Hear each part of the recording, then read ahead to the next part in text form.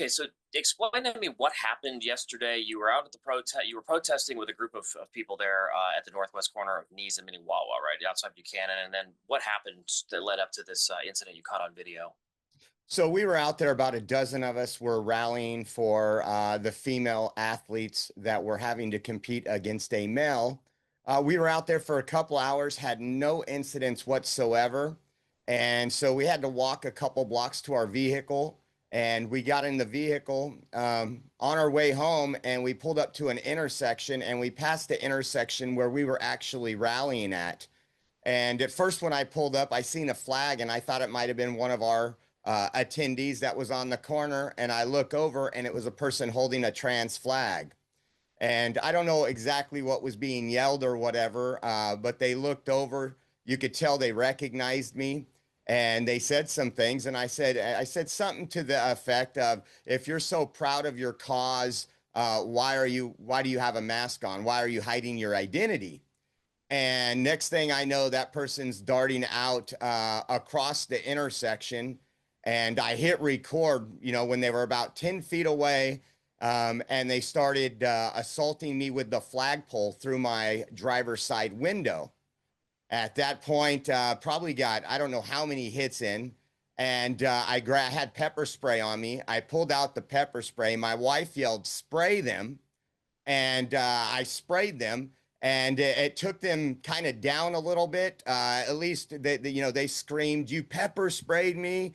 And then that got the flagpole out of the vehicle, and then they started vandalizing the car, hitting the top of the roof of the car and the door of the car. I ran the red light, and I pulled over at the closest place that was actually safe to pull over. And I get out of my vehicle to go over there, and I noticed that Clovis PD had jumped the fence at Buchanan, or at Veterans Memorial Stadium, and they had already had that person that did that in custody. What kind of injuries did you sustain when the pole came into the car? A couple like today, I could feel some bruises. I had some scrapes because I obviously put my hand and my arm to block my face, to protect my face. And so there was some scrapes that the officers took pictures of. Wow. So what is your take on, the violence that happened here? I mean, it was a simple protest. This person, was clearly had a mask on. You couldn't see them. So what does that tell you about the state of this political environment there, and what this event represents? Well, it is a controversial issue. I don't understand why. It seems pretty simple to me, but this violence has been going on for years. We've seen what's going on in Seattle because a church held a Christian concert. This is nothing new from the same group of people throughout the United States. So we usually go prepared. Again, yesterday was very calm, very quiet. There was no incidences whatsoever. There was only a dozen. There was a lot more media than there was people that were rallying for these female athletes.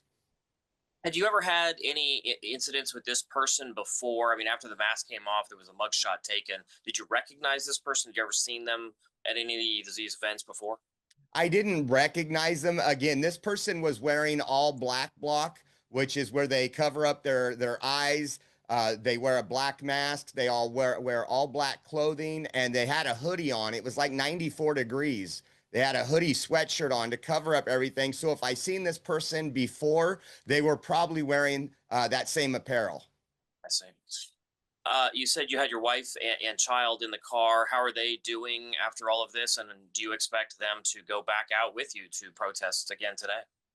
I don't think I thought about that long and hard. I prayed over it last night, and just because this could cause some more fuel to the fire, I'm not going to allow my son to go out there. Like I said, yesterday was a family-friendly event. He knew a lot of the people that were out there, but he's still a little shaken up over it, I think. Today we went to T-ball this morning, and he said, "Dad, is a bad guy going to hit you? Is a bad guy going to hit you?" And he's 4 years old. It's disgusting what this has led to.